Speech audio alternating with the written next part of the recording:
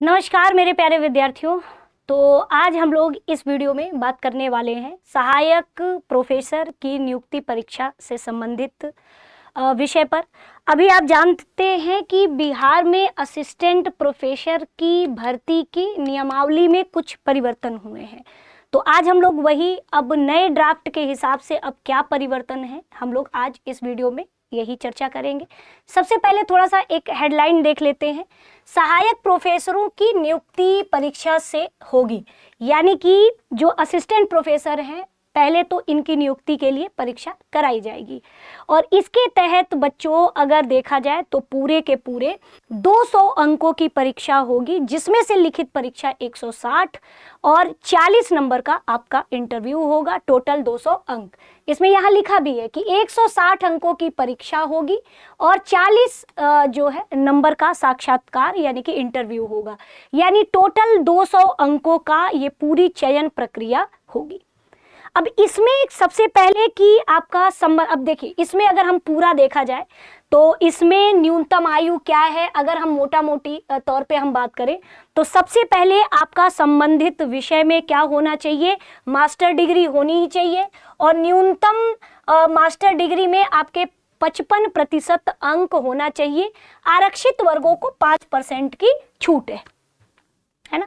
तो न्यूनतम अगर हम आरक्षित वर्गों को हटा के अगर बात करें तो 55 अंक आपके मास्टर डिग्री में होना चाहिए और साथ ही साथ इसके साथ आप नेट क्वालिफाई होना चाहिए आपका, या स्लेट होना चाहिए या सेट होना चाहिए। क्योंकि बिहार में ये पूरी चर्चा है कि बेट यानी कि आपका इसकी जगह है ना बेट जैसी परीक्षा आगे होने की संभावना है, ठीक है।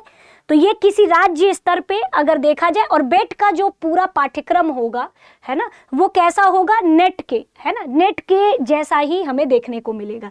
यानी या तो आप नेट क्वालिफाई हैं और अपना संबंधित विषय से मास्टर डिग्री है तो आप ये फॉर्म भरेंगे, नहीं तो स्लेट क्वालिफाई है या फिर सेट में बिहार में आपका बेट, ठीक है। तब अब इसके साथ ही जबकि यूजीसी नियमों के अनुसार पीएचडी धारकों को है ना इसमें छूट भी संभव हो सकता है ना। अब देखिए तो ये पहला है कि आप भाई कौन कौन से स्टूडेंट्स जो हैं ये फॉर्म भर सकते हैं। तो बिहार असिस्टेंट प्रोफेसर के वही व्यक्ति भरेंगे जो संबंधित विषय में मास्टर डिग्री हो। अगर हम आरक्षित वर्गों को हटाकर बात करें तो 55% न्यूनतम अंक होने चाहिए मास्टर डिग्री में और साथ ही साथ नेट क्वालिफाई या आपका सेट यानी कि बेट, जो कि बिहार में सेट की जगह बेट है, ये क्वालिफाई होना चाहिए। आयु सीमा तो न्यूनतम आयु कितना है ना, न्यूनतम 23 वर्ष है और मैक्सिमम आपका 45 वर्ष है, जिसका 1 अगस्त तक मांगा गया है ना। तो 1 अगस्त तक आपकी अधिकतम आयु 45 वर्ष से अधिक नहीं होना चाहिए और 1 अगस्त तक ही आपका न्यूनतम आयु 23 वर्ष से कम नहीं होना चाहिए, 23 या 23 से अधिक होना चाहिए। तो ये न्यूनतम आयु सीमा है। तो अब देखिए आरक्षित वर्गों को नियमानुसार आयु में छूट इस ड्राफ्ट में शिक्षण अनुभव को समाप्त भी किया गया है, यानी कि सबसे पहले आयु में भी छूट मिलेगी और जितने आरक्षित वर्ग हैं उनको आयु में छूट है ना, आयु में छूट है। बाकी इस ड्राफ्ट में एक चीज है कि इसमें आपको शिक्षण अनुभव को सीधे समाप्त कर दिया गया है ना। तो इसमें शिक्षण अनुभव को सीधे 2 ही चीज है आपका, एक रिटन टेस्ट होगा 160 नंबर का और 40 है ना इंटरव्यू है। तभी तो बच्चों के मन में ये संशय भी है कि पहले 15 अंकों का होता था, अब 40 अंकों का है, तो कहीं ना कहीं परीक्षा की पारदर्शिता पर भी सवाल बच्चों का ये थोड़ा सा संशय है और बच्चे लगातार उठा भी रहे हैं इसके पारदर्शिता पर सवाल। तो वो हमें इससे लेना देना नहीं, हमें तो अभी जो ड्राफ्ट में बदलाव है हम उस पर चर्चा कर रहे हैं, ठीक है। अब देखिए परीक्षा प्रक्रिया पूरे 160 अंक और 3 घंटे की क्या होगी बच्चों, लिखित परीक्षा होगी, जिसमें जो वेटेज होगा वो 80% का होगा। फिर शिक्षा प्रक्रिया में ही आप देखोगे तो भाई न्यूनतम अंक कितना होगा, भाई आप रिटेन परीक्षा दे रहे हो तो कोई ना कोई न्यूनतम अंक निर्धारित किया जाएगा ना कि हाँ इतने न्यूनतम अंक से नीचे नहीं होना चाहिए। तो आपका सामान्य वर्ग के लिए 50%, यानी 160 में से सीधे 50%, यानी कि 80 नंबर होना ही होना चाहिए। और SC ST और आपका इसमें 45% होना चाहिए। ठीक है। अब साक्षात्कार के लिए अगर हम बात करें तो 40 अंक है जिसमें 20% वेटेज है, यानी कि अगर हम पूरे 200 में 80% वेटेज लिखित परीक्षा का है और 20% वेटेज आपका इंटरव्यू का है ना, इंटरव्यू का है। अब अंतिम मेरिट सूची के हिसाब से ही आपका चयन होगा। यदि दो छात्रों का अंक है ना लगभग दोनों को मिला करके ही मेरिट सूची बनाई जाएगी, वो भी 200 अंकों पर आपकी मेरिट सूची होगी। 200 अंकों में 160 में आपने लिखित में कितना पाया है और इंटरव्यू में यानी 40 नंबर में आपने इंटरव्यू में कितना पाया है। अगर दो अभ्यर्थियों का अंक समान है, दोनों मिलाकर के अंक समान है, तब देखा जाएगा कि लिखित परीक्षा में किसका अंक ज्यादा है, उसको वरीयता मिलेगा।